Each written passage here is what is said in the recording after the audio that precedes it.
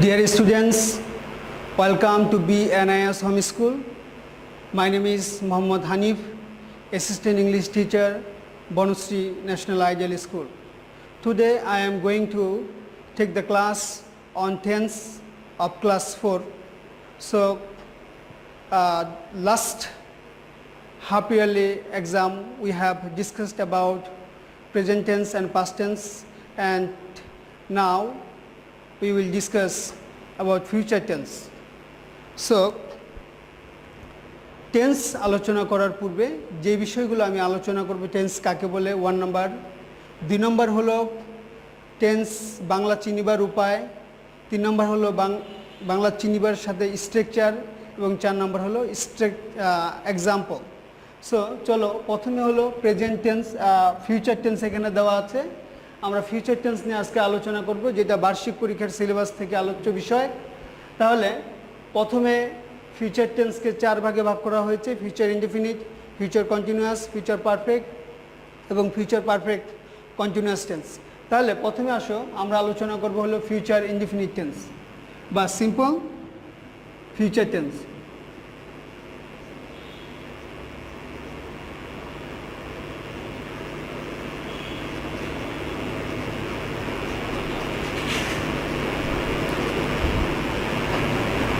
Future indefinite tense এর বাংলা চিনিবার উপায় হলো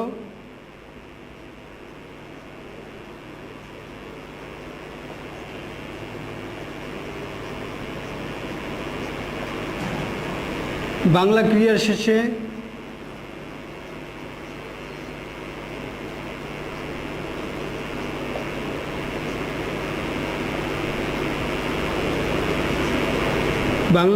শেষে ব বা বে বেন থাকে। যখন আমরা দেখব যে বাংলা ক্রিয়া শেষে ব বা বে বেন আছে, তখন আমরা বুঝবো যে এটা ফিউচার ইনডিফিনিট টেন্স। তখন এর স্ট্রাকচার হবে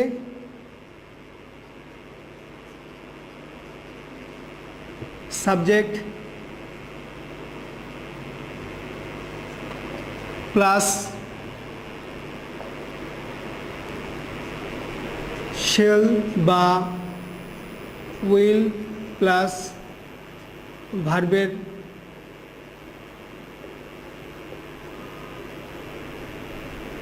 present form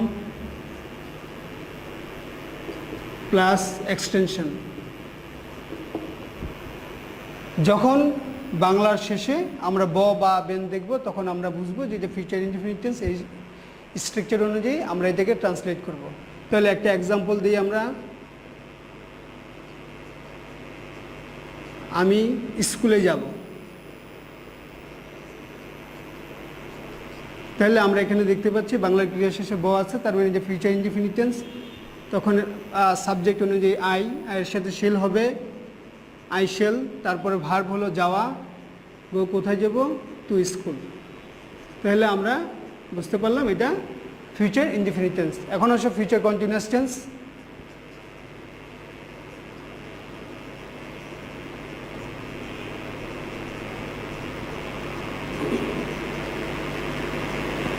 future continuous tense এর বাংলা চিনিবার উপায় হলো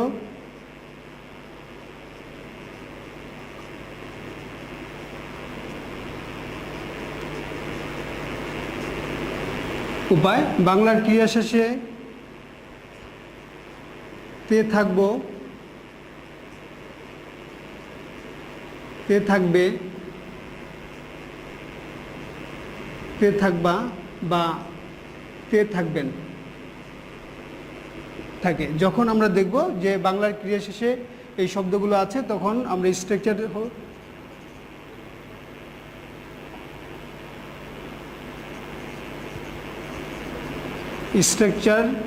হলো সাবজেক্ট প্লাস শেল বি অথবা উইল বি প্লাস ভার্বের প্রেজেন্ট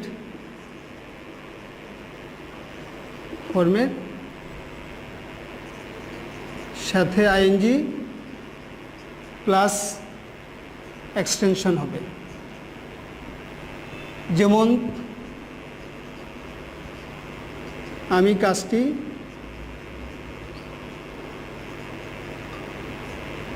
করতে থাকব।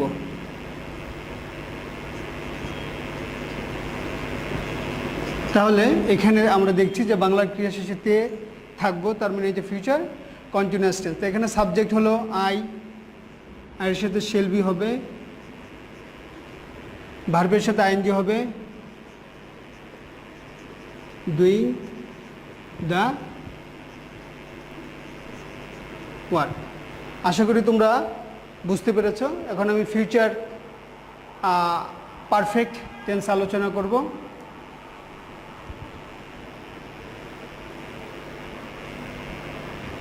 ফিউচার পারফেক্ট টেন্স হলো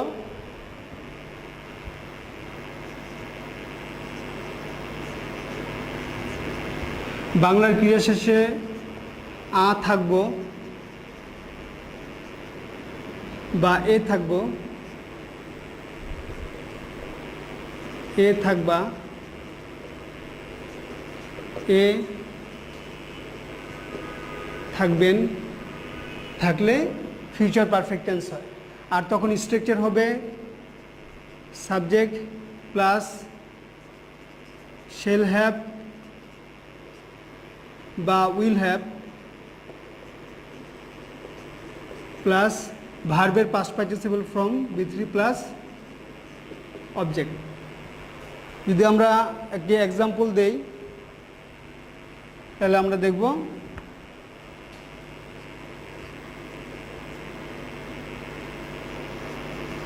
আমি কাজটি করিয়া থাকব। তাহলে এই অনুযায়ী এ থাকবে বা থাকবে, থাকলে ফিউচার পারফেক্ট টেন্স হয়। তাহলে আমি স্ট্রাকচার অনুযায়ী যদি লিখি I shall have done the work, তাহলে আমরা বুঝতে পারলাম এটা ফিউচার পারফেক্ট টেন্স। আমরা ফিউচার পারফেক্ট কন্টিনিউয়াস টেন্স নিয়ে আলোচনা করব এখন। ফিউচার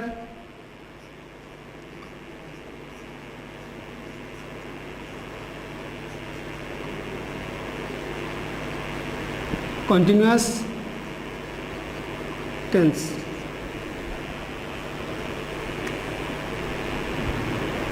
ফিউচার পারফেক্ট কন্টিনিউয়াস টেন্সেও একই, তে থাকবো, তে থাকবা, তে থাকবেন, থাকলে ফিউচার পারফেক্ট কন্টিনিউয়াস টেন্স। এর স্ট্রাকচার হবে subject plus shall have been বা উইল হ্যাভ বিন প্লাস ভার্বের প্রেজেন্ট ফর্মের সাথে আইএনজি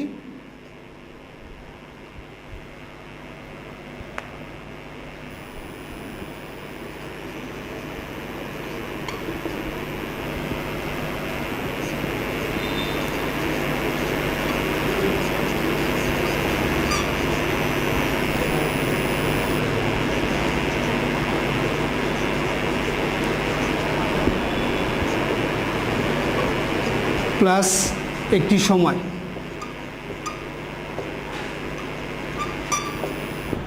যেমন আমি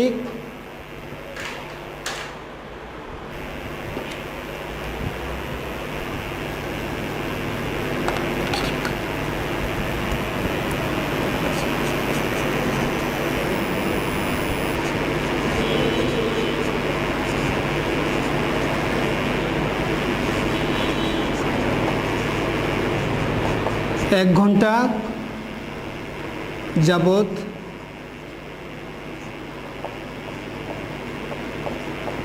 পড়তে থাকব।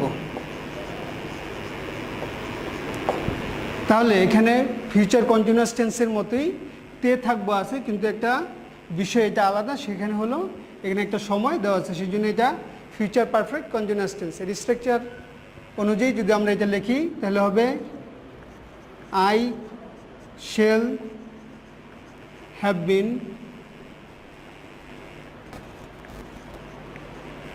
রিডিং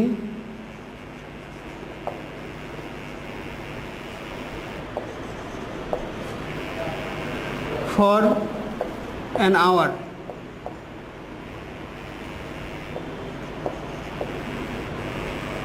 আশা করি শিক্ষার্থী বন্ধুরা তোমরা বুঝতে পেরেছ।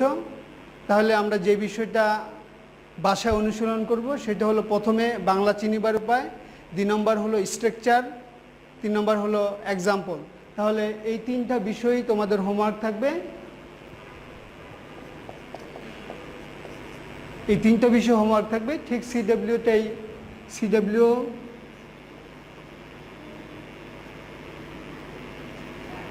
টু SW যে বিষয়টা আশা করি তোমরা বুঝতে পেরেছ। অন্য আরেক দিন অন্য আরেকটা বিষয় নিয়ে আমরা আবার আলোচনা করব। সবাইকে ধন্যবাদ।